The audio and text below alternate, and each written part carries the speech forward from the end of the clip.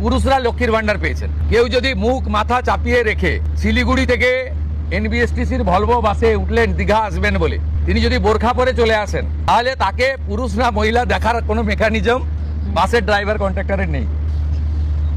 সরকারি বাসে আপাতত সব মহিলাদের আমাদের ফ্রি সুযোগ তারা পাচ্ছেন আগামী সপ্তাহ থেকে। তো আগেই ক্যাবিনেট অনুমোদন দিয়েছে, এটা কার্যকর হচ্ছে।